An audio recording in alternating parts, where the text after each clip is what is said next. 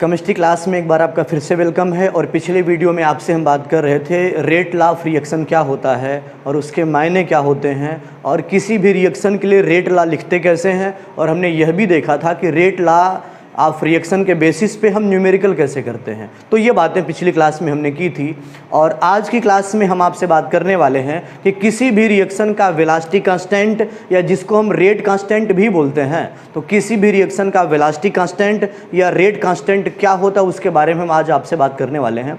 और एक चीज़ ज़रा समझें आपको हिंदी में इनके मायने पता होंगे। वेलोसिटी कांस्टेंट हिंदी में बोलते हैं अभिक्रिया का वेग स्थिरांक और रेट कांस्टेंट को बोलते हैं हिंदी में अभिक्रिया का दर नियतांक।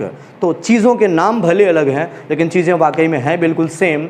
और हम अभी रेट कांस्टेंट के बारे में या फिर वेलोसिटी कांस्टेंट के बारे में बात करें आपसे, उसके पहले हम ज़रा आपसे ये बताना चाहते हैं कि अभी ये जो चैनल आप देख रहे हैं एजो केमिस्ट्री, तो ये चैनल अभी नया है और इस चैनल के लिए मुझे आपके सपोर्ट की ज़रूरत है। और चैनल में वीडियो भी बहुत ज़्यादा हो नहीं पाए हैं, सब्सक्राइबर भी थोड़े कम ही हैं, तो चैनल नया है। हम चाहते हैं कि आप सपोर्ट करें और आप इत्मीनान रखें। हम पूरी केमिस्ट्री का, पूरे सिलेबस का, हर चैप्टर का टॉपिक वाइज वीडियो पूरे सिलेबस का हम केमिस्ट्री का देंगे आपको। उसमें समय बेशक लगेगा थोड़ा सा, लेकिन आप इत्मीनान रखें, पूरी केमिस्ट्री का, पूरे सिलेबस का वीडियो आपको हम ज़रूर देंगे। चैनल को आप अपने दोस्तों को भी शेयर करेंगे और इस तरीके से थोड़ी मदद हो पाएगी मेरी, क्योंकि चैनल नया है, सपोर्ट की ज़रूरत है आपके। तो ये चीज़ें हम छोड़ते हैं अभी और हम सीधे आज के टॉपिक पे आते हैं। आज का हमारा टॉपिक आप जानते हैं वेलोसिटी कांस्टेंट या रेट कांस्टेंट है। तो वाकई में वेलोसिटी कांस्टेंट क्या होता है ज़रा उसके बारे में हम बात कर लेते हैं। हम जैसे किसी रिएक्शन के बारे में बात कर लें। बाय द वे, अगर कोई रिएक्शन है A + B = प्रोडक्ट, अगर ये रिएक्शन हमारे सामने है तो इसमें एक चीज़ आप अच्छे से समझते हैं, आपको पता है लॉ ऑफ मास एक्शन, द्रव्य अनुपाती क्रिया का नियम सबको पता है। तो द्रव्य अनुपाती क्रिया के नियम से अगर हम इस रिएक्शन की रेट लिखें तो सबको पता है, एक्टिव मास वगैरह के बारे में चर्चा होगी उसमें। तो हम इस रिएक्शन का जो रेट है वो लिखेंगे R means rate of reaction directly proportional to concentration A into concentration B। कुल मिला के आप बोल सकते हैं A का एक्टिव मास है और ये रिएक्टेंट B का एक्टिव मास है। तो सबको पता है अगर ये डायरेक्टली प्रोपोर्शनल का निशान हम हटाएंगे इक्वल टू आएगा, बदले में कोई कांस्टेंट जुड़ेगा। तो आगे हम देखते हैं कि निशान हम हटाएंगे, कांस्टेंट जुड़ेगा, तो हमको मिला R = कांस्टेंट आया K into concentration A into concentration B। और ये जो कांस्टेंट हमको K मिला है हम यहाँ पे लिख देते हैं K = कांस्टेंट, और ये जो कांस्टेंट है K, इसी को हम बोलते हैं वेलोसिटी कांस्टेंट या रेट कांस्टेंट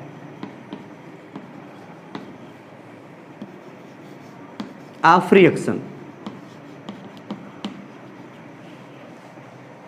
ये जो नया कांस्टेंट हमको K मिला है, इस नए कांस्टेंट को हम बोलते हैं किसी भी रिएक्शन का वेलोसिटी कांस्टेंट या फिर रेट कांस्टेंट।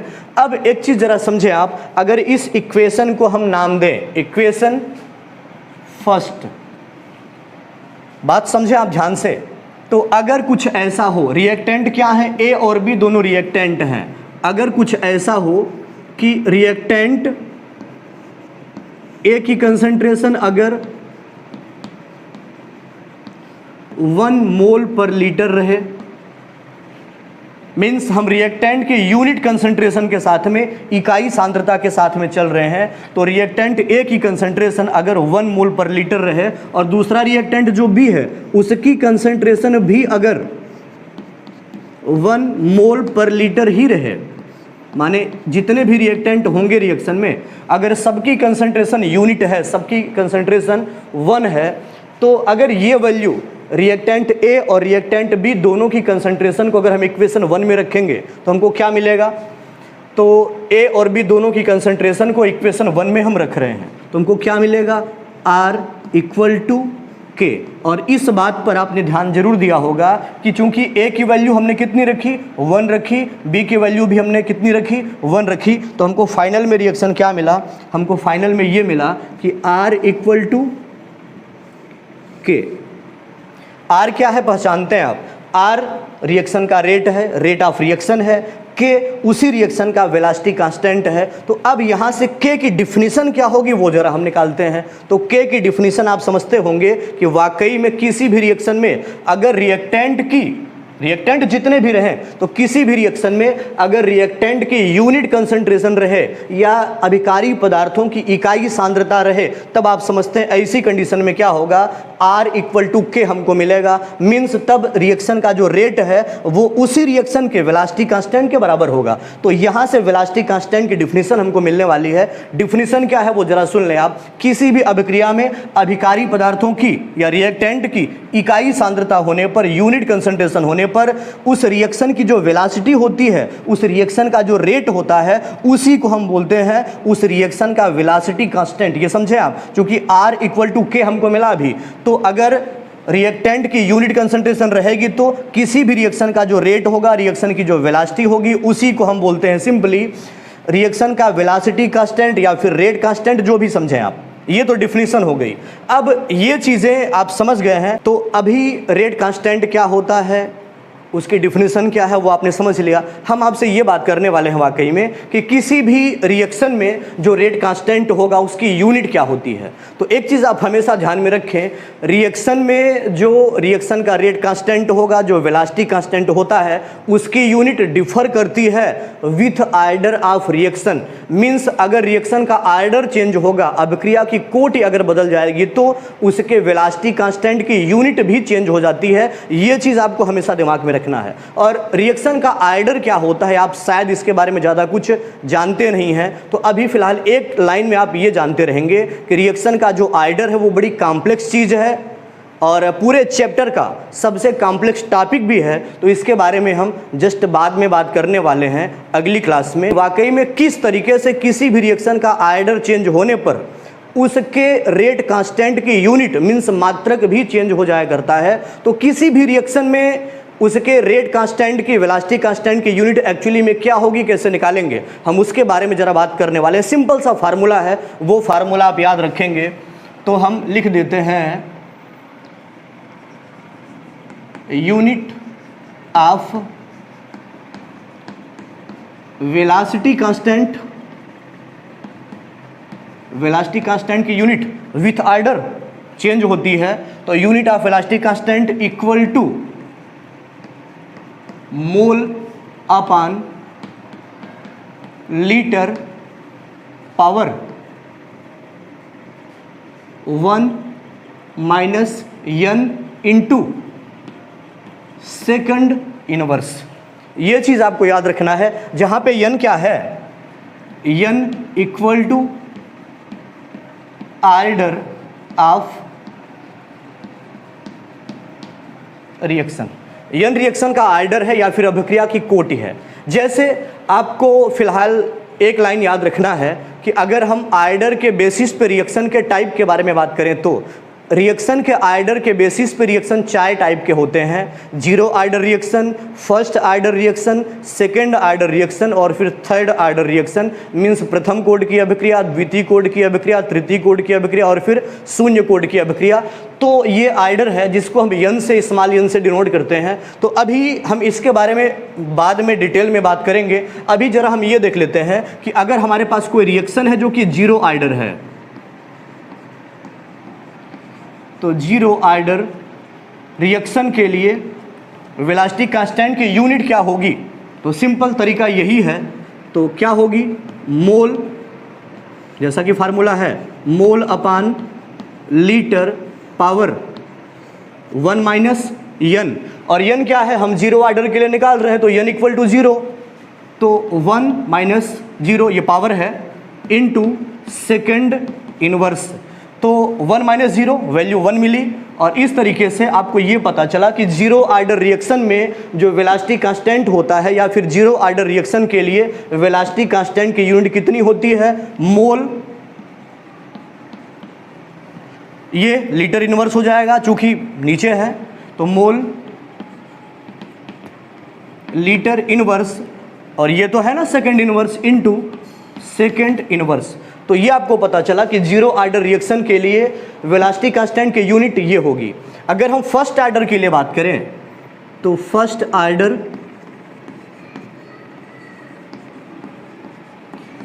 ऑर्डर रिएक्शन के लिए क्या होगा, फार्मूला यही अप्लाई होगा।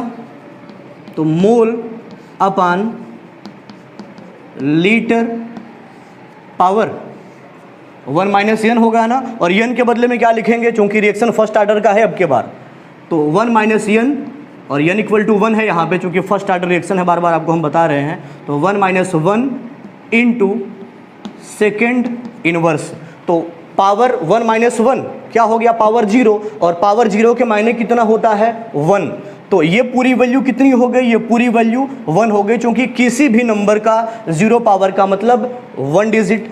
तो ये पावर 0 हो गया, मीन्स सारी वैल्यू ये सारी वैल्यू 1 हो गई। तो बचा क्या, इक्वल टू सेकेंड इनवर्स। और सेकेंड इनवर्स ही हो, ये कंपलसरी नहीं है। बाय द वे टाइम अगर मिनट में होता तो मिनट इनवर्स, अगर टाइम आवर में होता तो आवर इनवर्स, समझते होंगे आप।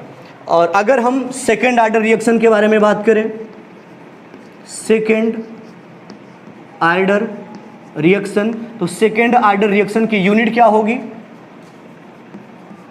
Bye formula mole upon litre power 1 minus n, means चूंकि रिएक्शन अब की बार सेकेंड ऑर्डर का है तो 1 माइनस 2 इंटू सेकेंड इनवर्स। और ये आप समझते हैं power 1 minus 2 means power minus 1। तो अभी हमको मिला mole upon litre power minus 1 into second inverse. और वैल्यू यहाँ से क्या मिल गई, वैल्यू यहाँ से हमको मिलेगी, उलट जाएगा जानते हैं आप, तो वैल्यू हमको मिलेगी litre into mole inverse into second inverse. ये क्या है, ये सेकेंड ऑर्डर रिएक्शन के लिए रेट कांस्टेंट की या वेलोसिटी कांस्टेंट की यूनिट है। और अगर हम थर्ड ऑर्डर रिएक्शन के बारे में बात करें तो थर्ड ऑर्डर रिएक्शन, इसके लिए वेलोसिटी कांस्टेंट की यूनिट क्या होगी, फार्मूला फिर से वही चलेगा। तो mole upon litre power 1 minus n, n का मतलब ऑर्डर ऑफ रिएक्शन, तो रिएक्शन अब की बार थर्ड ऑर्डर है, तो 1 माइनस 3 इंटू सेकेंड इनवर्स। और यहाँ से वैल्यू हमको क्या मिलने वाली है, यहाँ से वैल्यू हमको मिली इक्वल टू, ये पावर माइनस 2 हो जाएगा, तो mole upon litre power minus 2 into second inverse. और सिंपल हम करेंगे तो ये हो जाएगा litre square into mole power minus 2 into second inverse. ये चीज़ें आप समझते हैं। ये तो अभी आपसे हम बात कर रहे थे कि जो वेलोसिटी कांस्टेंट की यूनिट होती है, अभिक्रिया के वेग स्थिरांक का मात्रक होता है, वो डिपेंड करता है रिएक्शन के ऑर्डर पे, अभिक्रिया की कोटि पे। और अभिक्रिया की कोटि बदलने पर उसके वेग स्थिरांक का मात्रक भी बदल जाता है। और सिंपल ये फार्मूला हमेशा दिमाग में रखें आप। इसी फार्मूले से हम चाहे फर्स्ट ऑर्डर रिएक्शन हो, सेकेंड ऑर्डर रिएक्शन हो, थर्ड ऑर्डर रिएक्शन या फिर जीरो ऑर्डर रिएक्शन, तो किसी भी रिएक्शन के लिए हम इस फार्मूले से वेलोसिटी कांस्टेंट की यूनिट निकाल सकते हैं। तो आप बिल्कुल एक बड़ी बात याद रखें, वेलोसिटी कांस्टेंट की यूनिट डिपेंड करती है रिएक्शन के ऑर्डर पे। ऑर्डर चेंज होने पर वेलोसिटी कांस्टेंट की यूनिट भी चेंज हो जाया करती है। ये चीज़ आपको ध्यान में रखना है। तो हमने वेलोसिटी कांस्टेंट की डिफिनेशन देखी, वेलोसिटी कांस्टेंट वाकई में क्या होता है वो हमने देखा, वेलोसिटी कांस्टेंट की यूनिट क्या होती है, किस तरीके से निकालते हैं वो हमने देखा। और अभी जस्ट आपसे हम ये बात करने वाले हैं कि किसी भी रिएक्शन में ऐसे कौन कौन से फैक्टर हैं जिनकी वजह से वेलोसिटी कांस्टेंट चेंज हो जाया करेगा, वो हम बात करने वाले हैं आपसे। तो एक चीज़ हमेशा आप दिमाग में रखें, जो अलग अलग रिएक्शन होंगे तो अलग अलग रिएक्शन में वेलोसिटी कांस्टेंट की वैल्यू भी अलग अलग होती है। ये चीज़ आपको ध्यान में रखना है। तो रिएक्शन चेंज होने पर वेलोसिटी कांस्टेंट भी चेंज हो जाएगा। लेकिन अगर हम किसी एक ही पर्टिकुलर रिएक्शन के बारे में बात करें तो किसी एक ही रिएक्शन के लिए वेलोसिटी कांस्टेंट, चूंकि आप ध्यान दें कांस्टेंट हम लगातार बोल रहे हैं, तो किसी एक ही रिएक्शन के लिए जो वेलोसिटी कांस्टेंट होता है वो स्टार्ट टू एंड सेम ही रहता है। तो ये आप बड़ी बात ध्यान में रखें। तो किसी एक ही रिएक्शन के लिए velocity constant start to end एक ही रहता है। मींस रिएक्टेंट की कंसंट्रेशन चेंज हो जाए, घट जाए, बढ़ जाए, या विथ टाइम के साथ भी वेलोसिटी कांस्टेंट की वैल्यू किसी भी रिएक्शन में चेंज नहीं होती है। हालांकि बार बार आपसे हम बता रहे हैं कि रिएक्शन चेंज होने पर वेलोसिटी कांस्टेंट की वैल्यू चेंज हो जाएगी, लेकिन किसी एक ही रिएक्शन में अगर हम बात करें तो टाइम के साथ में या रिएक्टेंट की कंसंट्रेशन चेंज होने पर वेलोसिटी कांस्टेंट की वैल्यू चेंज नहीं होती। लेकिन एक फैक्टर है जिसके चेंज होने पर वेलोसिटी कांस्टेंट की वैल्यू भी किसी सेम रिएक्शन के लिए, किसी एक ही रिएक्शन के लिए अगर टेम्परेचर में चेंज किया जाए, टेम्परेचर बदला जाए तो वेलोसिटी कांस्टेंट की वैल्यू भी बदल जाया करती है। और हम आपको ये बताने वाले हैं कि वाकई में टेम्परेचर में और वेलोसिटी कांस्टेंट में आपस में रिलेशन क्या है। वो रिलेशन को हम दिखाएंगे। एक समीकरण है जिसको हम बोलते हैं अर्हेनियस इक्वेशन। तो अर्हेनियस इक्वेशन के द्वारा हम आपको ये बताएंगे कि किस तरीके से टेम्परेचर चेंज होने पर वेलोसिटी कांस्टेंट भी चेंज हो जाता है। तो ये बड़ी बात आपको ध्यान में रखना है। तो हम आपसे बात करने वाले हैं अर्हेनियस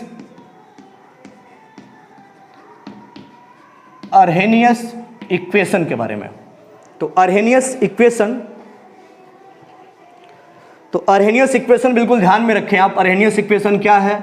log k, और ये बेस 10 पे है, इक्वल टू log a, ये भी बेस 10 पे है, माइनस EA अपान 2.303 RT। इस इक्वेशन को हम बोलते हैं अर्हेनियस इक्वेशन। ये अर्हेनियस इक्वेशन है और इसमें सारी चीजें आपको हम बता देते हैं। K equal to velocity constant है, ए भी एक कांस्टेंट है जिसको हम क्या बोलेंगे? अर्हेनियस कांस्टेंट। हर रिएक्शन के लिए डिफर होगा। अर्हेनियस कांस्टेंट। EA रिएक्शन की एक्टिवेशन,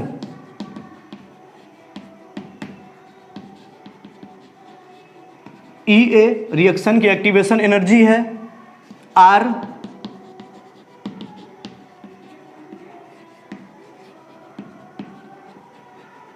यूनिवर्सल गैस कांस्टेंट है जिसकी वैल्यू एमकेएस सिस्टम में क्या होगी? 8.314 जूल पर केल्विन मोल। और T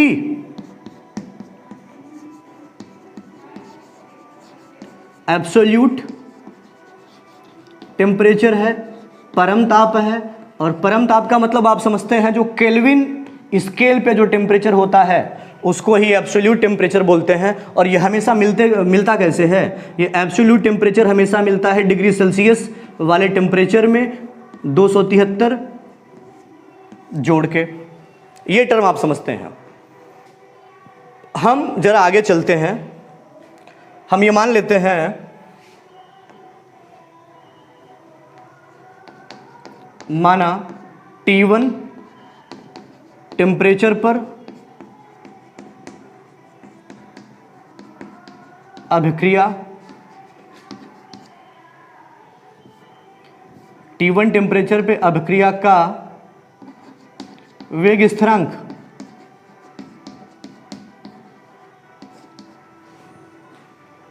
means velocity constant K1। और फिर अगर टेम्परेचर T1 से, चूंकि आप जानते हैं टेम्परेचर चेंज करने पर K की मीन्स वेलोसिटी कांस्टेंट की वैल्यू भी चेंज हो जाती है। तो अगर टेम्परेचर T2 कर दिया गया तो T2 टेम्परेचर पर रिएक्शन के वेलोसिटी कांस्टेंट की वैल्यू K2 हो जाए। अगर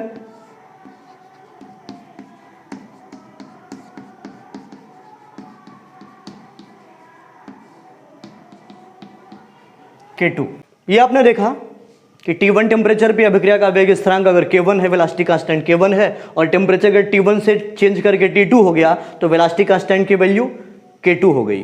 तो यहीं से हम लेते हैं, तो T1 टेम्परेचर पे पहली कंडीशन के बारे में हम बात करते हैं। तो T1 टेम्परेचर पे कंडीशन क्या है, log K1 बेस 10 पे है, तो log K1 equal to log A base 10।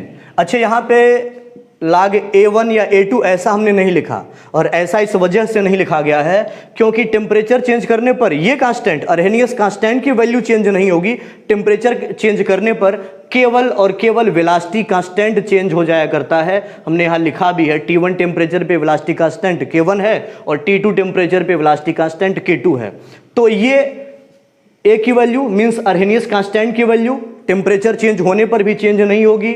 E A activation energy है, यह भी कांस्टेंट है, इसकी वैल्यू भी पूरे रिएक्शन में लगातार सेम बनी रहती है, तो ये भी कांस्टेंट, इसकी वैल्यू भी चेंज नहीं होगी। आर आप जानते ही हैं यूनिवर्सल गैस कांस्टेंट है, इसकी वैल्यू ये है, चेंज नहीं होगी। टेम्परेचर हालांकि चेंज होगा, वो हमने T1 T2 से दिखाया भी है। तो आगे minus E A upon 2.303 are और T1 टेम्परेचर हो गया। तो आपने शायद ध्यान दिया कि ए को हमने वैसे ही रखा है क्योंकि चेंज होगा नहीं, ई ए को भी, एक्टिवेशन एनर्जी को भी हमने सेम वैसे रखा है, आर कांस्टेंट है वैसे ही रखा गया। तो चेंजिंग केवल टेम्परेचर में है और टेम्परेचर के साथ में जो वेलोसिटी कांस्टेंट उसमें चेंजिंग है। इसको हमने नाम दिया इक्वेशन फर्स्ट। और आगे हम देखते हैं इक्वेशन सेकेंड।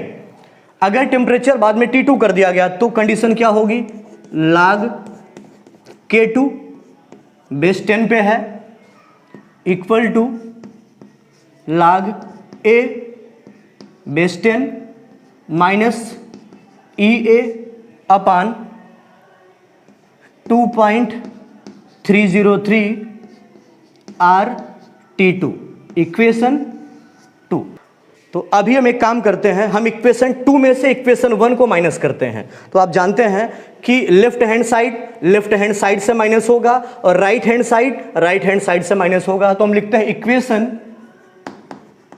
2 minus equation 1। तो इक्वेशन 2 से इक्वेशन 1 को हमको माइनस करना है। तो लेफ्ट हैंड साइड से तो हम लिखते हैं, देखिए हम इक्वेशन 2 से इक्वेशन 1 को माइनस कर रहे हैं, तो हमको क्या मिला, log K2 base 10 minus log K1 base 10, ये तो लेफ्ट हैंड साइड हो गया, equal to right hand side में क्या है, log A base 10 minus E A, ये इक्वेशन 2 हम लिख रहे हैं अभी, E A upon 2.303 R T2